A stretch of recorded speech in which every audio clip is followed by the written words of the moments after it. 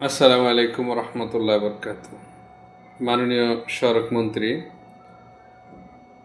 আমরা যতটুকু জানি আপনি অত্যন্ত ত্যাগী একজন বিএনপি নেতা। আপনার সেই ত্যাগের বিনিময়ে আপনি মন্ত্রিত্ব পেয়েছেন। আহ, মানুষ আশা করে আপনার কাছ থেকে অনেক কিছু। আপনি প্রথমেই যে কথাটা বলে ফেলছেন চাঁদা নিয়ে, সেটা হয়তোবা আপনি মন্ত্রী হিসাবে এই কথাটা বলা ঠিক হয়েছে কিনা ঠিক আমরা জানি না, তবে মনে হয় ঠিক হয় না। আর সাধারণ মানুষ আমরা যারা আছি তারা এটাই মনে করি। কারণ আপনি যখন একজন মন্ত্রী হয়ে বলবেন এটা চাঁদা না, এটা সমঝোতা, এটা মানুষ ভালোভাবে নেয় না। আগের যোগাযোগ মন্ত্রী, সড়ক মন্ত্রী, সম্ভবত পরিবহন মন্ত্রী ছিলেন শাহজাহান। উনি কিন্তু এরকম কিছু কিছু কথা বলতেন যেগুলো আসলে মানুষ ভালোভাবে নেয়। মানুষের সাথে আসলে যে কোনো বিষয়ে তামাশা করেন না, কারণ তামাশা মানুষ সহ্য করে না, সহ্য করতে পারে না। সমঝোতা দেখেন, যখন 2024 সালের জুলাই মাসের 2 তারিখ সম্ভবত শেখ হাসিনা কিন্তু ছাত্রদেরকে ডাকছিলেন যে আসেন, গণভবনের দরজা খোলা, আপনারা আসেন, কি দায় দাবি আছে আমি শুনবো। তখন কিন্তু আর সময় ছিল না, ওই সময় আর সময় ছিল না, যার জন্য আজকের এই অবস্থা। তো মানুষ আশা করছে, আশা করে আন্দোলনের মাধ্যমে ওই যে মানুষের সাথে যারা তামাশা করত তাদেরকে দেশ থেকে বিতাড়িত করছে।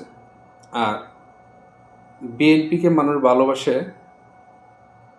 দুইটা কারণে বেশি।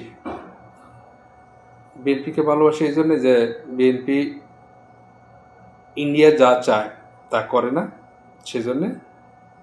আর শহীদ প্রেসিডেন্ট জিয়া রহমানের গড়া এই দলটা মানুষ আন্তরিকভাবে অন্তর থেকে ভালোবাসে।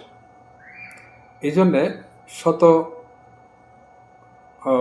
অপরাধ নেতারা করা সত্ত্বেও মানুষ ভোট দেয় অন্ধের মতো ভালোবাসে। আমার মনে হয় দুইটা কারণে। অতএব যদি মন্ত্রিত্ব আপনাদের সঠিক মতো আপনারা দায়িত্ব পালন করতে বাধাগ্রস্ত হন, একজন সচেতন মানুষ হিসেবে মনে হয় ওই সমস্ত পদ ছেড়ে দেওয়াই উত্তম।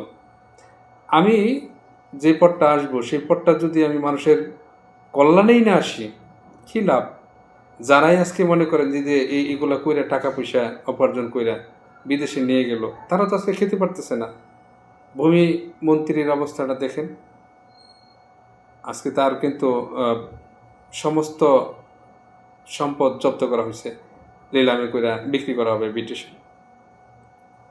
তো এই যে টাকাগুলা, মূলত এই টাকাগুলা তো এই বাংলাদেশের সাধারণ মানুষেরই। এই যে জোর জবস্তি করে যারা টাকাগুলা নেয় ভূমি অফিস থেকে, আলটিমেটলি টাকাগুলো তো ওদেরকে দিয়ে, আর এই টাকাগুলো আমরা রিটার্ন আনতে পারি না, খাইতেও পারি না। কী লাভ? এই চুরি চেষ্টামি মানুষের কাছ থেকে জোর জবস্তি জুলুম অত্যাচার করে টাকা ইনকাম করে বিদেশে নিয়ে বিদেশিদেরকে দেওয়া, তারা উন্নত দেশ হয়ে যায়, আমরা গরিবের জায়গায় থাকি। আল্লাহ আপনাদেরকে বোঝার মতো জ্ঞান দান করুক এবং হেদায়েতের পথে রাখুক। আসসালামু আলাইকুম রহমতুল্লাহ বরকাতুহু।